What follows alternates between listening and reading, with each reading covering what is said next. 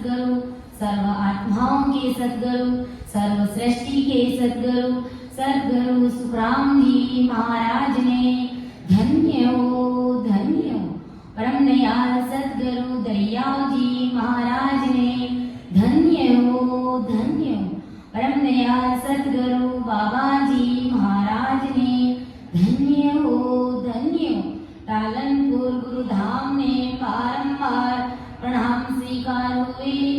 राम सभा में राम राम महाराज सभी को राम राम सा सभी को मेरा बारंबार प्रणाम। सब संतन सो विनती बारे बारे प्रणाम, मिलद तुम्हारो जान के साए करो हरियाण, करुणा राखो राम जी बरसो दीन दयाल, गुण अवे गुण सब बग सजो आदु प्रीत समाल, सुनजो मैं निर्दोष हूँ गाट बांध जस होए, तुम्हें हरे बोलन हारे हो क्या जानेगा कोई। परम दयाल अनंत सुख सम्राट आदि सद्गुरु, सर्व आत्माओं के सद्गुरु, सर्व सृष्टि के सद्गुरु, सद्गुरु सुखराम जी महाराज ने धन्य हो राम सभा में राम राम महाराज सभी विराजमान संत जनों को सभी सज्जनों को मेरा बारंबार राम राम सा सभी को मेरा बारंबार प्रणाम।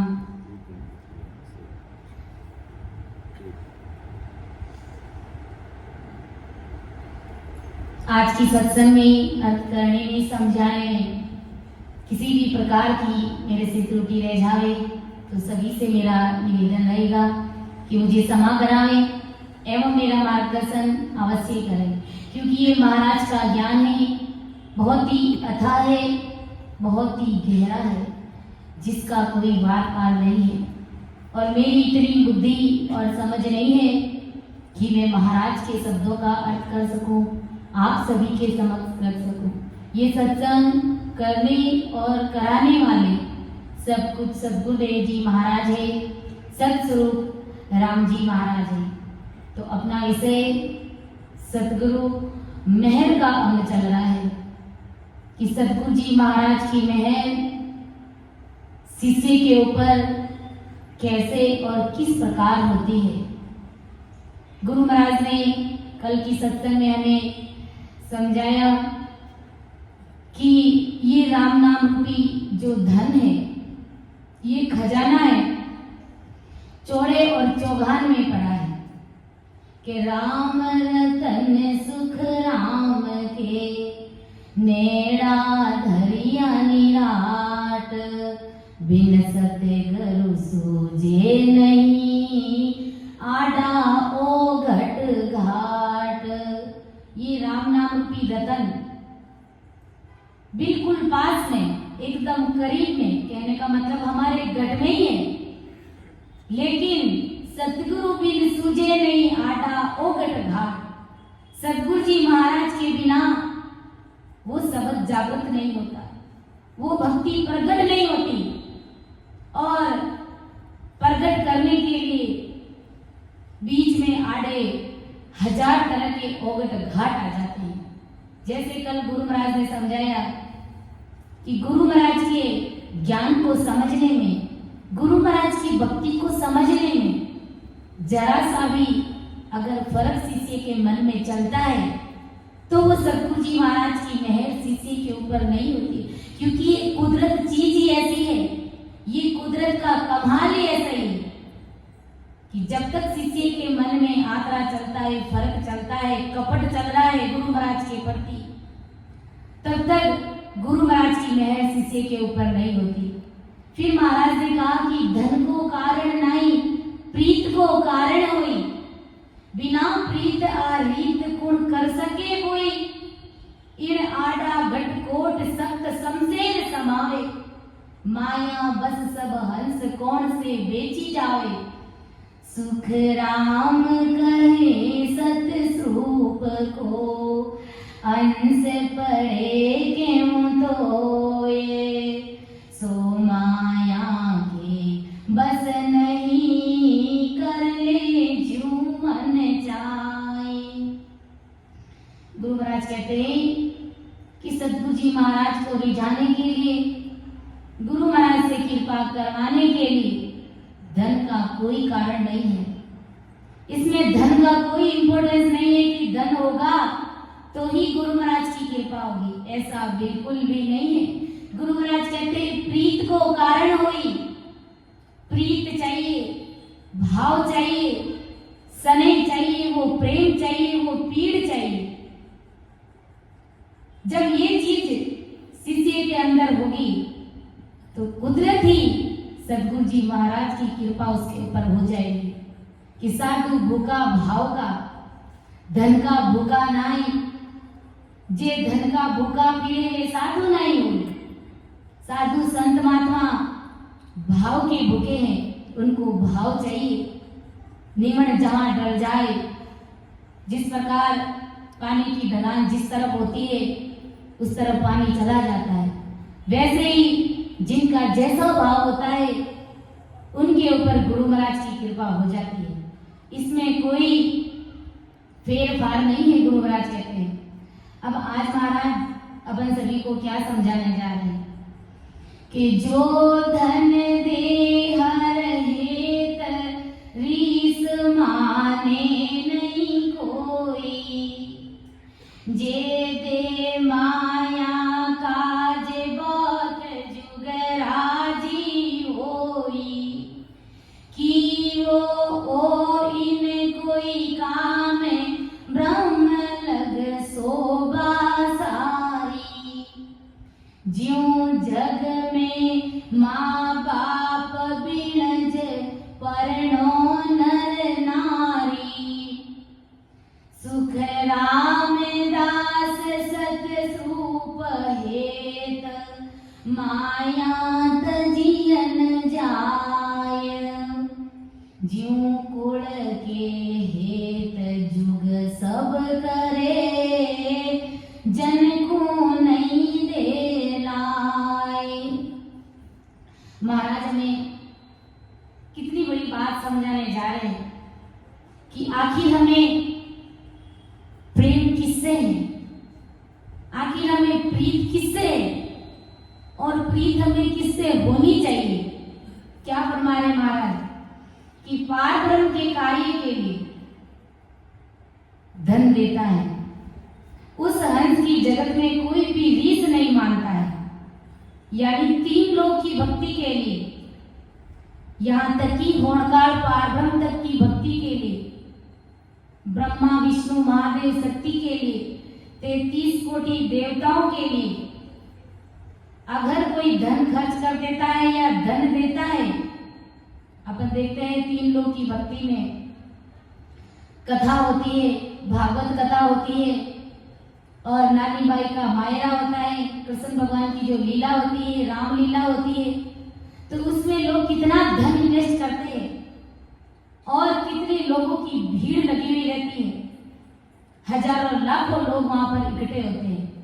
फिर उसमें हजारों लाखों क्या करोड़ों रुपये जगत के लोग खर्च करते हैं। तो गुरु महाराज कहते हैं कि पारब्रह्म के कार्य के लिए धन देता है तो उस हंस की जगत में कोई भी रीस नहीं मानता है, कोई क्रोध नहीं करता है, सब लोग राजी होते हैं। तथा ब्रह्मा विष्णु महादेव शक्ति आदि माया के कार्य में धन देता है। ऐसे हंस पर जगत बहुत खुश होता है, राजी होता है कि वाह भाई वाह, तूने इस माया के लिए, इस तीन लोग की भक्ति के लिए खूब धन खर्च किया है। तो जगत में उस हंस की वाहवाही होती है, उसकी तारीफ करते हैं कि कितना धन इन्होंने खर्च किया। कि द्वार की प्रीति में कोई अगर धन देगा तो उसके ऊपर कोई रोष नहीं करेगा, क्रोधित होकर कोई उसके ऊपर उठेगा नहीं। और कोई माया के लिए धन देगा तो उसके ऊपर जगत के लोग राजी होंगे, माया के लिए मतलब तीन लोक की भक्ति के लिए और संसार के कार्यों के लिए अगर कोई धन खर्च करता है तो जगत के लोग राजी होते हैं, खुश होते हैं कि वो हर के लिए यानी माया के लिए यानी तीन लोक की भक्ति के लिए और होनकार पारब्रह्म तक की भक्ति के लिए धन खर्च करता है तो जगत के लोग राजी होते हैं। जैसे कोई संसार में माँ बाप के लिए धन खर्च करता है तो संसार में उसकी शोभा होती है। अगर कोई माता पिता के लिए धन खर्च करता है, मान लो माता पिता की खूब सेवा कर रहा है, माता पिता को अड़सठ तीर्थ यात्रा करवा रहा है, उसमें खूब धन लगा रहा है, या फिर माता पिता चले गए हैं तो उनके पीछे मौसर कर रहे हैं, न्यात जिमा रहे हैं, तो ऐसा कार्य अगर कोई हंस करता है संसार में तो उसकी जगत में बढ़ चढ़ करके महिमा होती है, क्योंकि उन्होंने वो पैसे कहाँ खर्च किए? संसार के लिए। संसार के लिए पैसे खर्च किए तो वहां पर उसकी बहुत शोभा होती है, उसकी मान बढ़ाई होती है। और जगत क्या चाहता है? यही चाहता है।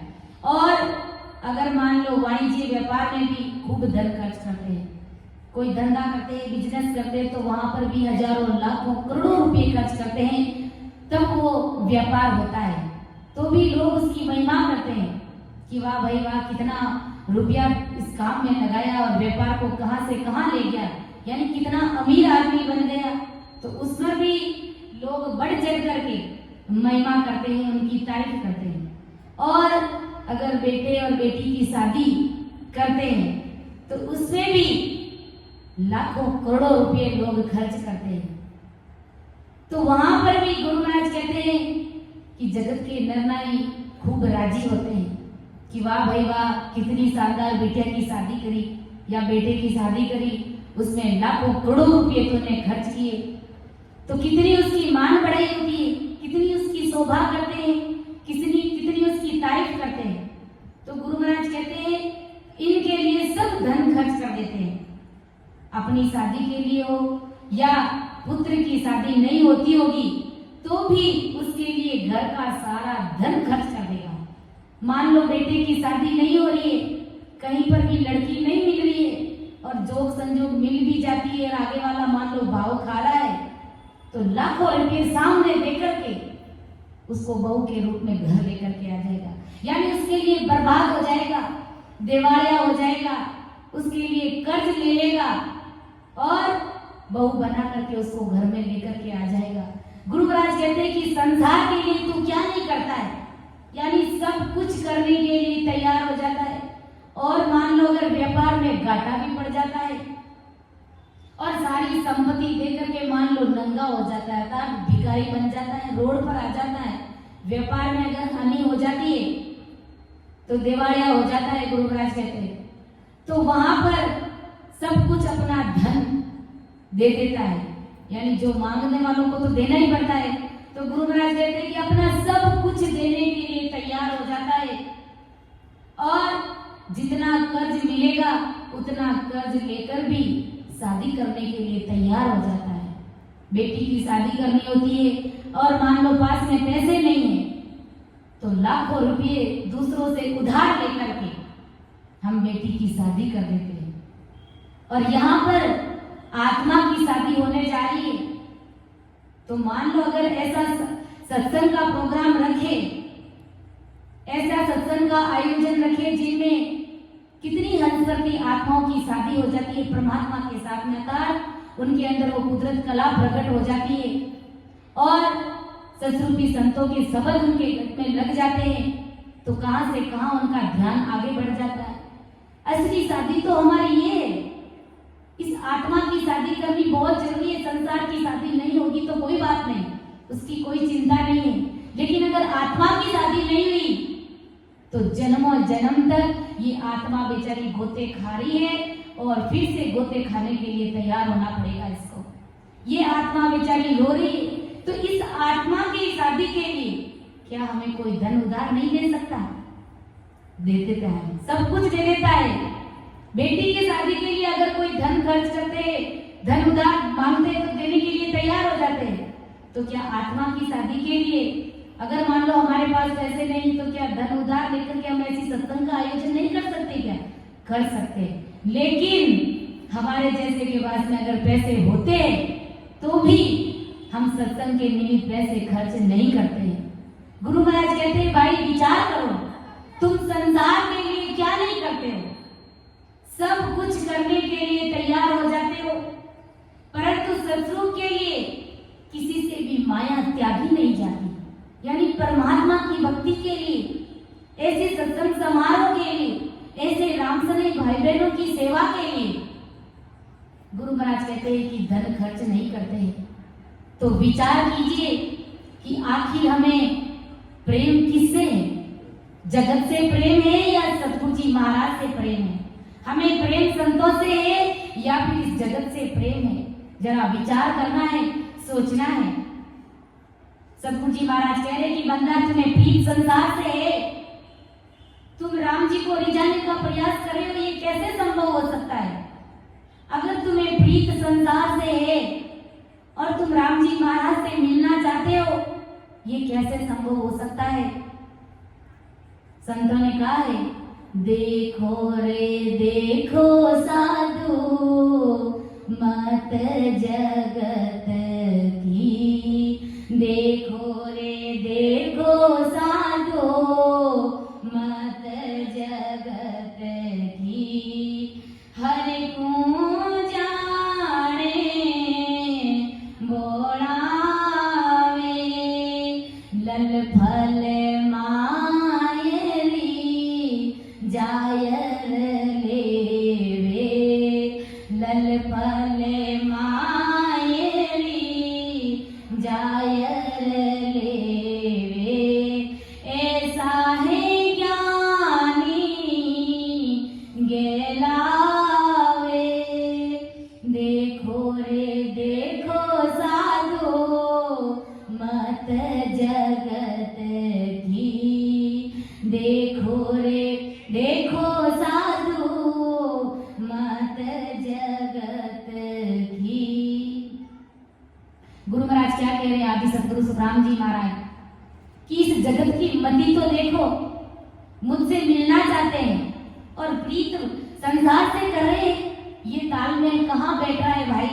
अगर मुझसे प्रीत कर रहे हो, अगर मुझसे प्रेम करना चाहते हो तो वो प्रीत पूरी की पूरी प्रीत मेरे अंदर लगाओ, संसार की प्रीत को त्यागो।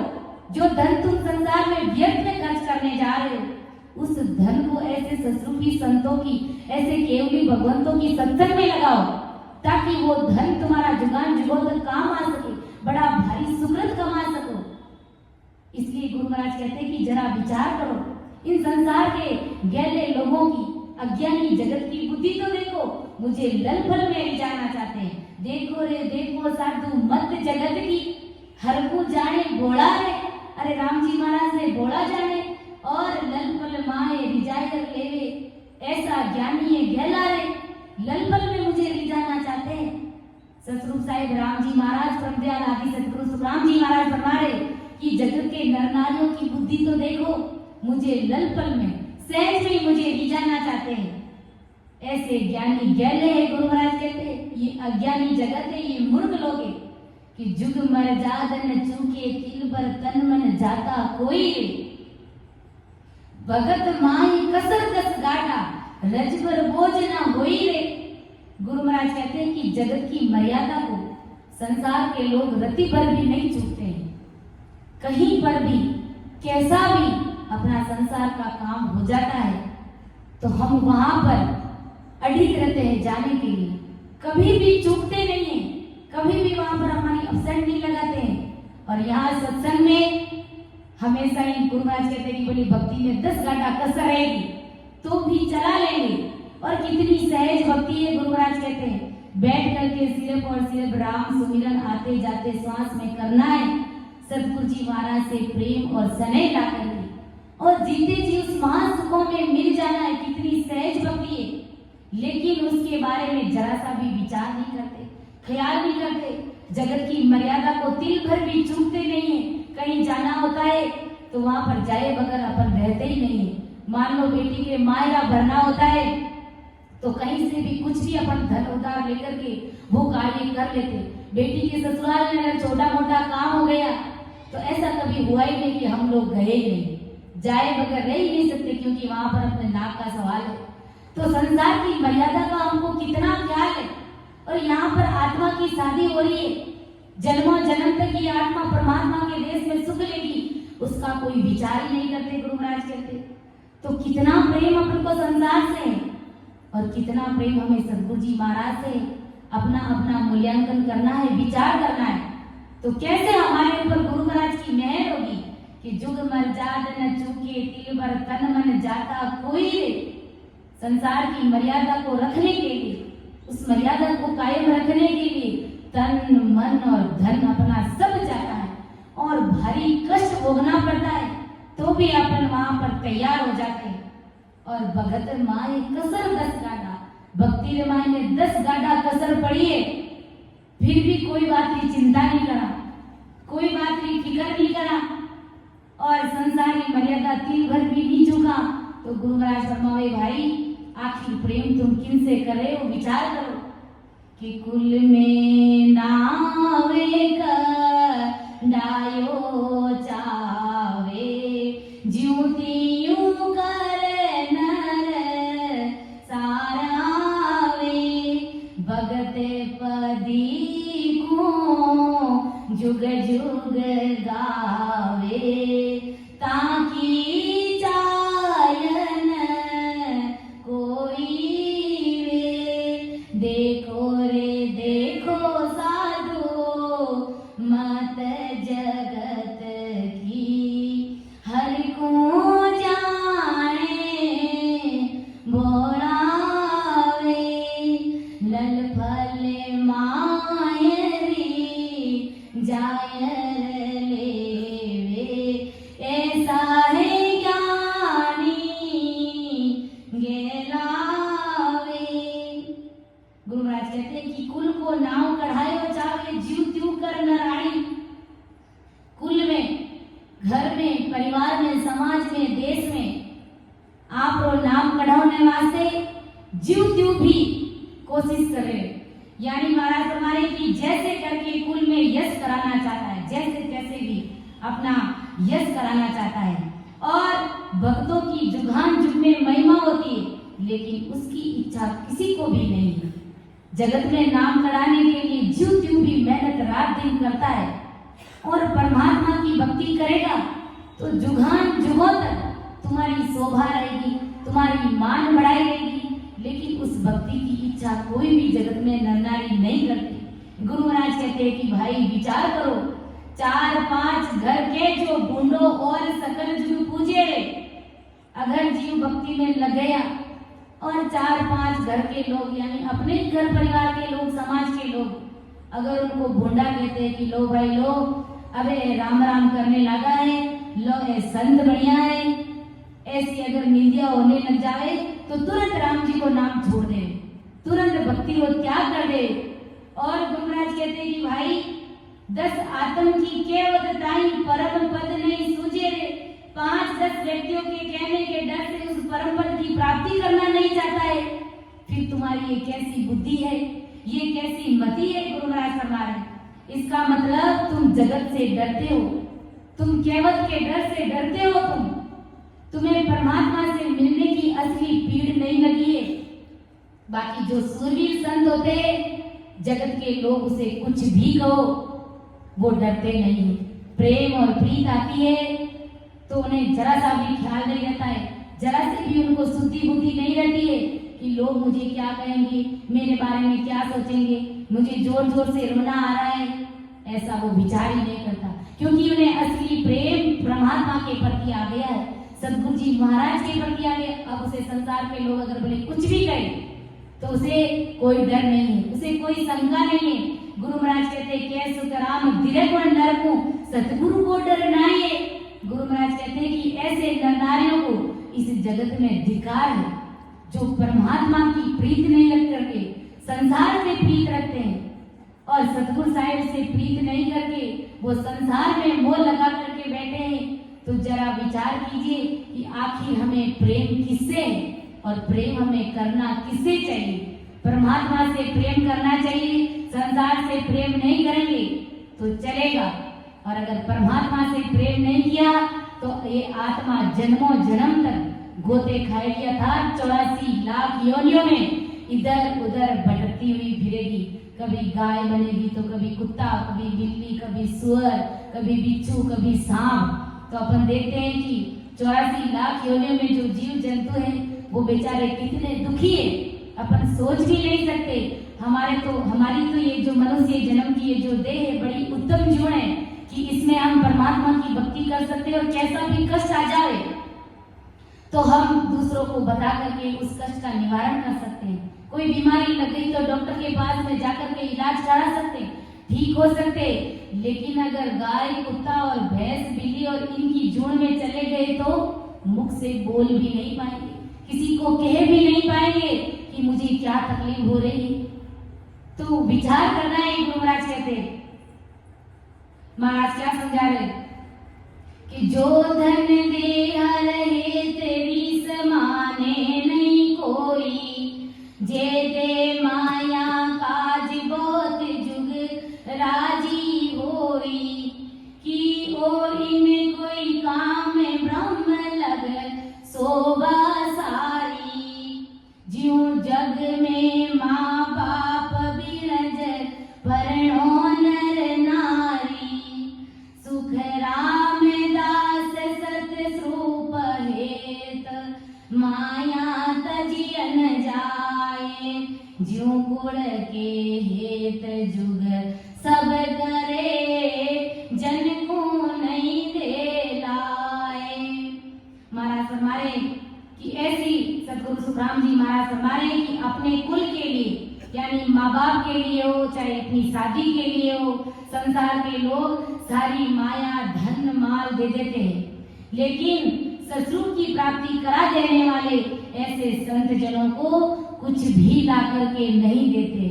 यानी जगत के लिए सब कुछ करने के लिए दुनिया राजी हो जाती है और उसकी वाहवाही करते हैं, लेकिन ऐसे ससुरूपी संत जो हमेशा हमेशा के लिए इस जीवात्मा को परमात्मा के देश में भेजने वाले ससुरूपी संतों के लिए कोई अपना धन खर्च नहीं करता है। इसी फर्क के कारण, इसी आंतरे के कारण गुरु महाराज कहते हैं कि मेरी मेहर जगत के नर नारियों के ऊपर नहीं होती है, क्योंकि उनका असली प्रेम जगत है।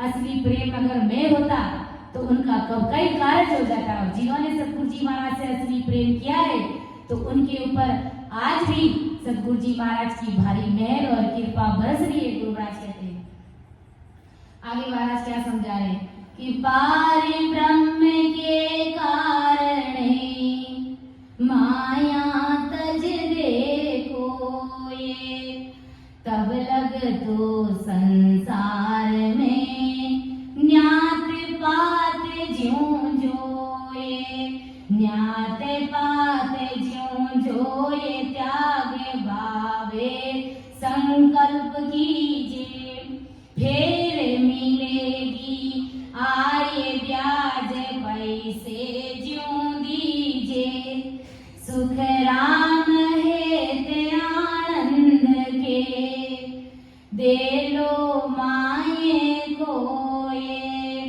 ज्यों बैरागी जिम गया न्यात बात नहीं कोये। के पार ब्रह्म के कारण माया तज दे कोई, तब लग तो संसार में न्यात बात ज्यों कोई। गुरु महाराज कहते हैं कि अगर होणगार पारब्रह्म तक की भक्तियों के लिए, तीन लोग की भक्तियों के लिए अगर कोई अपना कमाया हुआ धन खर्च करता है या माया का त्याग करता है, तब लग तो संसार में न्यात पात ज्यों कोई। गुरु महाराज कह रहे कि अगर तीन लोग की भक्ति में अगर धन खर्च कर रहा है तो मैं ऐसे समझूंगा कि अभी तक न्यात पात का काम ही किया है। यानी जब माता पिता गुजर जाते हैं या अपने पूर्वजों के पीछे हम न्यात जिमाते हैं तो उस न्यात का कितना पुण्य होता है। यहाँ तक कि तीन लोग की भक्ति में जो खर्च करते हैं तो इसकी पहुंच यहाँ तक ही है। गुरु महाराज कहते हैं कि जगत में मनुष्य के माता पिता अगर गुजर जाने पर मनुष्य माता पिता के लिए न्यात पात करता है, न्यात जिमाता है और न्यातियों को भोजन के लिए बुलाता है कि भाई मेरे माता पिता के पीछे, मेरे दादा दादी के पीछे मैं बड़ी न्यात जिमा रही हूँ। उस न्यात में कम से कम 10-15 गांव जीते हैं। तो गुरु महाराज कहते हैं कि न्यात जिमाते हैं और भोजन के लिए सबको बुलाता है और उस धन को सदा के लिए त्याग करता है। ऐसा संकल्प करता है कि भाई मैं इस मौसम में इतने रुपये खर्च करूंगा, इतने लोगों को मैं जिमाऊंगा। तो इस प्रकार वो माया को खर्च करता है, त्याग करता है और मन में त्याग करने का संकल्प करता है। इस पर आदि सदगुरु सुखराम जी महाराज क्या कहते हैं कि इसने उस धन का त्याग तो किया, पर वह धन उसे ब्याज से पैसे देने पर रकम मुगल सहित आती है वैसे वापस मिलेगी। जैसे अपन न्यात जिमाने का मतलब क्या है? गुरु महाराज ने कहा कि जिस प्रकार अपन किसी से पैसे उधार लेकर के आते हैं ब्याज पर, तो अपन ब्याज सहित उस मूल को वापस चुकाते हैं, वैसे के वैसे गुरु महाराज फरमा रहे कि ये न्यात जिमाने के समान है।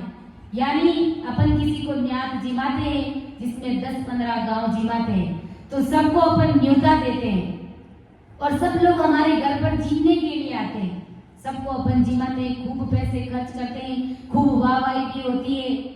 और जब दूसरे लोग भी जब मौसर करते हैं, जब न्यात जिमाते हैं, तो वो लोग भी हमें वापस बुलाते हैं। जब वो वापस बुलाते हैं तो हम भी वहां पर जीने के लिए जाते हैं। सब घर परिवार के लोग, समाज के लोग वहां पर जीने के लिए जाते हैं।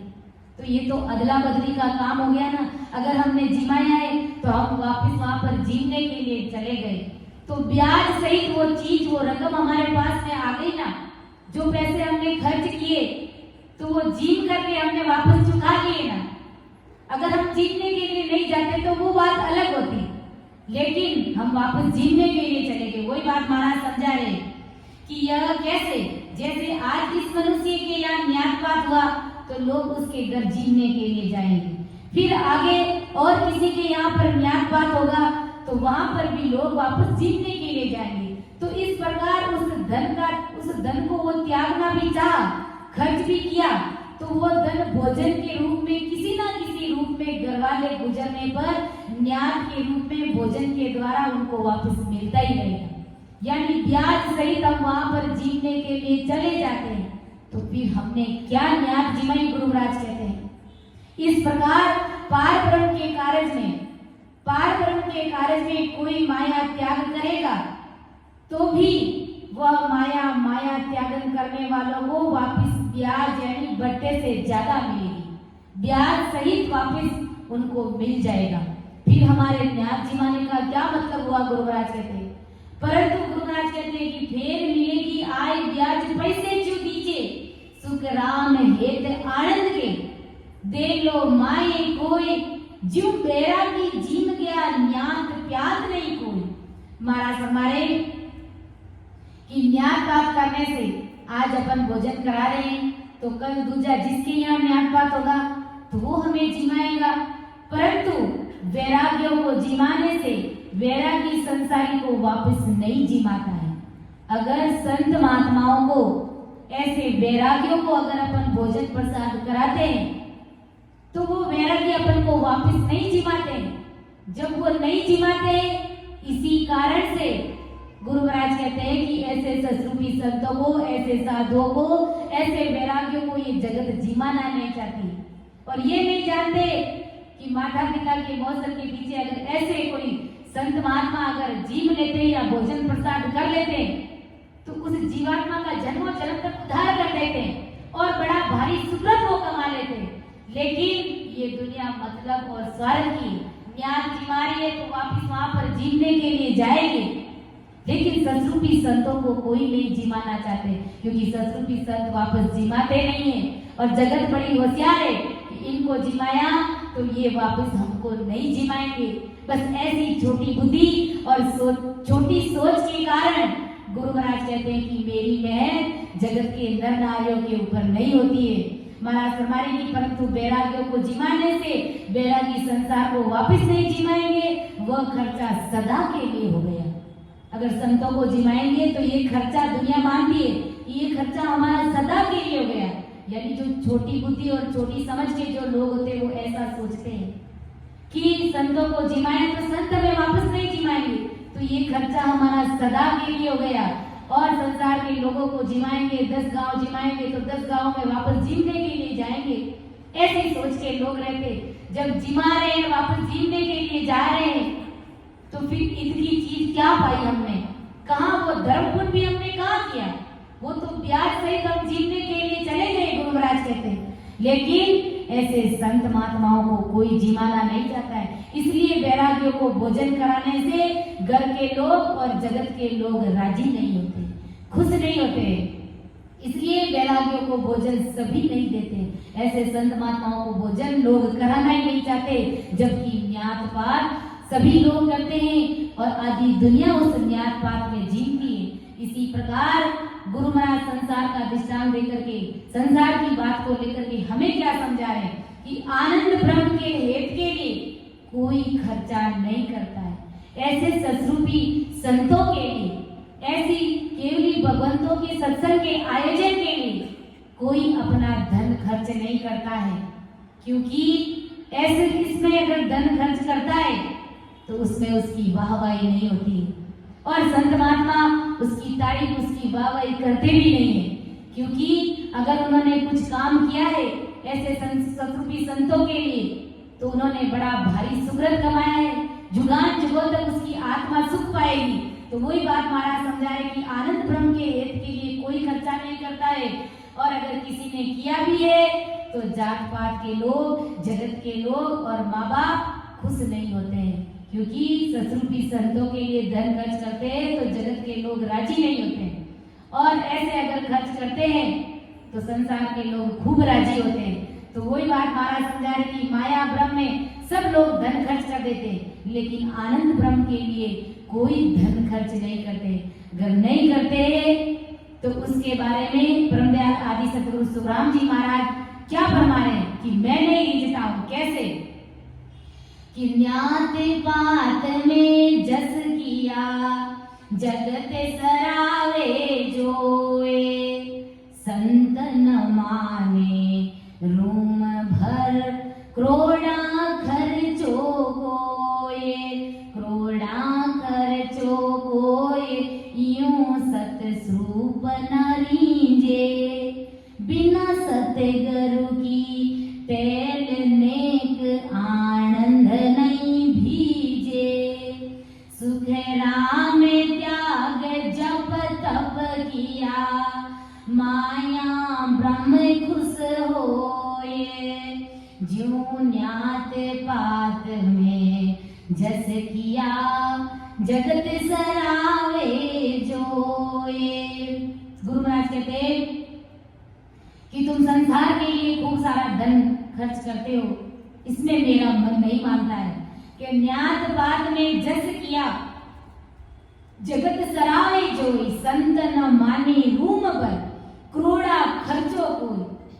गुरु महाराज कहते हैं कि न्यात पात में खर्च करने से यश आने पर जगत के लोग उन्हें सराहते हैं। न्यात जिमाते हैं तो लोग सराहते हैं, घर परिवार के लोग, समाज के लोग, कि भाई इन्होंने अपने माता पिता के पीछे न्यात करी और इतने गांव जिमाए, तो कितनी उसकी सराहना करते हैं। परंतु केवली भगवान संत ना माने रूम भर क्रोड़ा खर्चो को। गुरु महाराज कहते हैं कि केवली भगवान जो संत न्यात में अगर कोई करोड़ों रुपया भी खर्च करता है तो संत रति भर भी राजी नहीं होते, संत रति भर भी खुश नहीं होते, थोड़ा सा भी वो राजी नहीं होते उस खर्चा करने वाले के ऊपर कि भाई तूने इतना खर्चा किया है। तो संतों को उस बात की खुशी नहीं होती, क्योंकि संतों को पता है कि जात न्यात प्यात में अगर इन्होंने पैसे खर्च किए वो सब फिजूल में खर्च किए, क्योंकि उन्होंने न्यात में पैसे खर्च किए, एक दिन वो वापस न्यात जीवने के लिए उसके घर पर जाएगा तो ये ब्याज सहित वापस खा लेगा। तो इसका क्या मतलब हुआ? गुरु महाराज कहते हैं, और उल्टा काल को और ज्यादा मजबूत कर रहा है, और वो पैसे गुरु महाराज कहते हैं कि फालतू में वैसे ही खर्च कर दिए। संत तो सतगुरु के कार्य में खर्च करने पर ही सराहते हैं। अगर हमारे पास में धन है तो उस धन को गुरु कार्य में खर्च कीजिए। ऐसे रामसने भाई बहनों की सेवा की भक्तियों में, संसार के कार्यों में उस धन को ज्यादा इन्वेस्ट करने की जरूरत नहीं है। गुरु महाराज कहते हैं संत तो सतगुरु के कार्य में खर्च करने पर ही सराहते हैं और सतगुरु की सेवा में खर्च किए बगैर सतगुरु जी महाराज को आनंद नहीं आता है। यानी गुरु महाराज के कार्य में, गुरु कार्य में जब धन खर्च करता है तभी सतगुरु जी महाराज को ऐसे केवली भगवंतों को आनंद आता है। तो वास्तव में धन्य है ऐसे राम सनेही भाई बहन जिन्होंने इस प्रकार से ऐसी सत्संग का आयोजन रखा। हमारे नारायण जी संत, हमारे देवाराम जी संत जिन्होंने अपने पूंजी का कुछ हिस्सा इस प्रकार की सत्संग की आयोजन में लगाया, तो इन्होंने ये बड़ा भारी सुकृत कमाया है। और यहाँ पर कितने जीव आकर के महाप्रसाद जीवते हैं, फिर सत्संग में आकर के कितनी हंसवर्ती आत्माओं के अंदर वो कुदरत कला, वो सतरूप साहिब की सत्ता प्रकट होती है और कितने राम सनेही भाई बहनों का ध्यान आगे बढ़ता है। तो ये कितना बड़ा भारी सुकृत का काम हुआ जिसका अपन अंदाजा भी नहीं लगा सकते, जिनका अपन सोच भी नहीं सकते। तो इस प्रकार के अगर धन खर्च करते हैं ऐसे सत्संग के आयोजन में, ऐसे राम सनेही भाई बहनों के लिए, तो गुरु महाराज कहते हैं कि मुझे आनंद आता है और मेरा मन, मेरा दिल खुश होता है। सतगुरु की सेवा में खर्च किए बगैर सतगुरु को आनंद नहीं आता है। अगर ऐसी सत्संग के आयोजन में अगर खूब धन खर्च करते तो संत महात्मा राजी होते, बाकी जगत में न्यात जिमाते हैं, शादी भी बढ़ चढ़ करके करते हैं, व्यापार वाणिज्य में भी खूब धन खर्च करते हैं। सतगुरु जी महाराज कहते हैं कि मैं रत्ती भर भी नहीं रीझता हूँ, मैं रत्ती भर भी खुश नहीं होता हूँ। इस कारण सतगुरु ऐसे खर्च करने वालों पर रीझते नहीं है। जो फालतू का पैसा खर्च करते हैं उससे सतगुरु जी महाराज नहीं रीझते। सतगुरु नहीं रीझने के कारण शिष्य के अंदर वो निज नाम, वो कुदरत कला,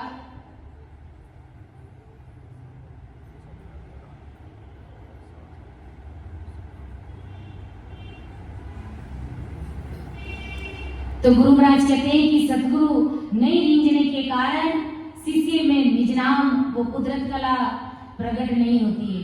तो इस पर आदि सतगुरु सुखराम जी महाराज कहते हैं कि जगत में जीवों ने माया का त्यागन पार ब्रह्म के लिए किया, मतलब खर्च किया, तथा जब तक चल गए वहां खर्च किया तो माया और ब्रह्म खुश होंगे। अगर संसार के कार्यों में या संसार की तीनों की भक्तियों में अगर माया को खर्च किया है तो गुरु महाराज कहते हैं कि वहां पर माया और ब्रह्म खुश होंगे। यानी ब्रह्मा, विष्णु, महादेव, शक्ति ये सब खुश होंगे, 33 कोटि प्रकार के देवता खुश होंगे, परंतु ससुर जरा सा भी खुश नहीं होंगे। ऐसे केवली भगवान खुश नहीं होंगे। इस कारण ऐसे जीवों पर ससरूप नहीं रीझता है। इन्हीं कारण से गुरु महाराज कहते हैं कि मेरी मेहर जगत के नर नारियों पर नहीं होती है। आगे महाराज क्या समझा रहे हैं कि सतगुरु की महिमा करे रींझे सत स्वरूप, आनंद पद घट पर घटे मीठे भरम तम धूप, मीठे भरम तम धूप करे गुरु पूजा बाई, पारे ब्रह्म खुश होए मुगत फल देते पठाई, सुख राम जात कुल पूजिया शिव शक्ति खुश होए, फल पावे संसार में कुटुंब सहित केहूं तोए। अब महाराज क्या समझा रहे हैं कि सतगुरु की महिमा किया रीझे सत्य स्वरूप, आनंद पद घट प्रगटे मीठे भ्रम तम दूप। महाराज फरमा रहे कि सतगुरु की महिमा करने से सतस्वरूप खुश होंगे। सतगुरु जी महाराज की महिमा करने से, सतगुरु जी महाराज का गुणगान गाने से सतरूप साहेब राम जी महाराज राजी होते हैं। गुरु महाराज ने कहा है आनंद लोक तोरे वंदा वे हंस जासी,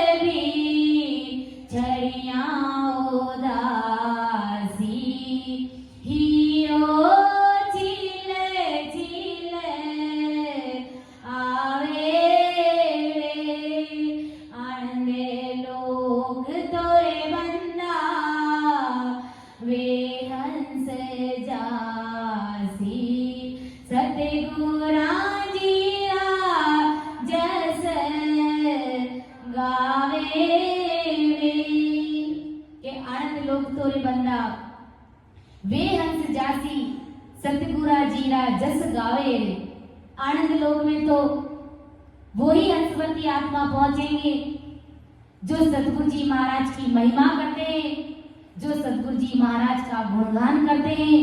उससे सतरूप साहिब राम जी महाराज रीझते हैं और सतरूप रीझने पर घट में आनंद प्रकट होता है और घट में आनंद प्रकट होने पर घट के अंदर पहले के जितने भी भ्रम होते हैं, तम यानी अंधेरा होता है, वो सब मिट जाता है। यानी घट में आनंद प्रकट होते ही हंस का भ्रम रूपी अंधेरा मिट जाता है। रामा भर में अंधेरी में सूरज उगा, इमरत का में मोटा जन सुख राम मिला, गुरु वीरम जन सुख राम मिला, गुरु वीरम सबद उजाला, दीटा मारा सतगुरु आया सैया, सब सेना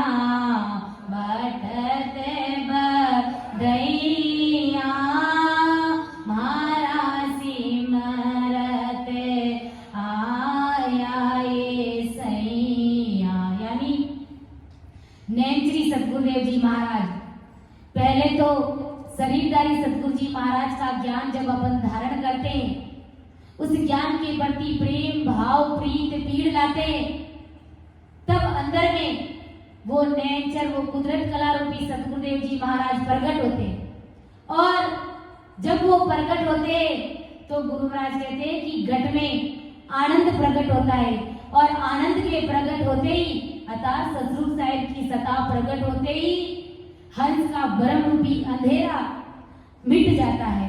यानी उस अंधेरी नगरी में सबद रूपी प्रकाश हो जाता है, यानी ज्ञान का प्रकाश हो जाता है, घट में आनंद का प्रकाश हो जाता है।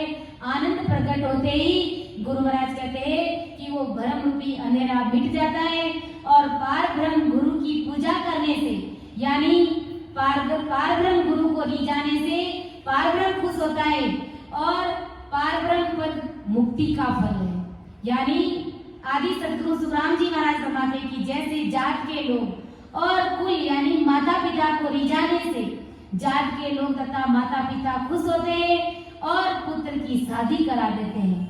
यानी माता पिता खुश होते हैं और पुत्र जब माता पिता को खुश करता है तो माता पिता खुश होकर के बदले में क्या करते हैं, उस पुत्र की शादी करा देते हैं और पुत्र की शादी होने पर पुत्र की पत्नी सही पुत्र और पुत्री ऐसा परिवार का फल मिलता है। यानी पुत्र की शादी कराएंगे तो पुत्र के लड़का और लड़की होगा, यानी ये फल के रूप में मिलता है। तो वैसे ही गुरु महाराज कहते हैं कि ब्रह्मा विष्णु महादेव और शक्ति को रिझाने से हंस को 3 लोक यानी 14 भवन यानी माया के सुखों की प्राप्ति होती है।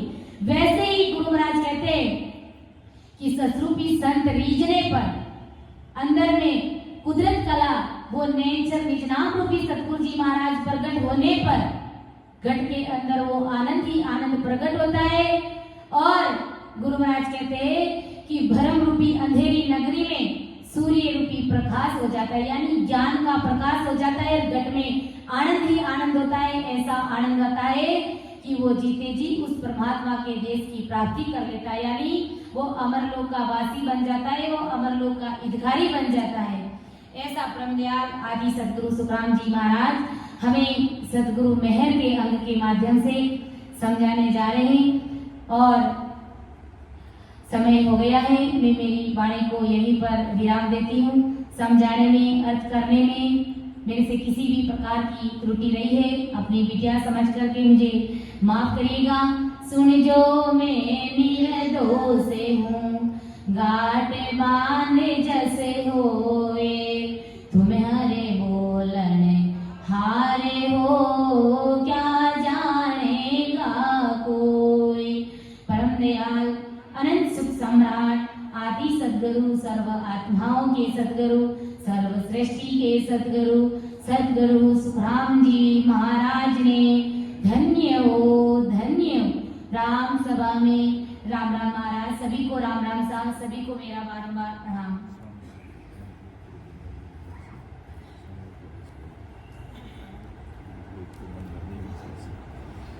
आनंदे लोक तुरी वंदा वे हंस जासी।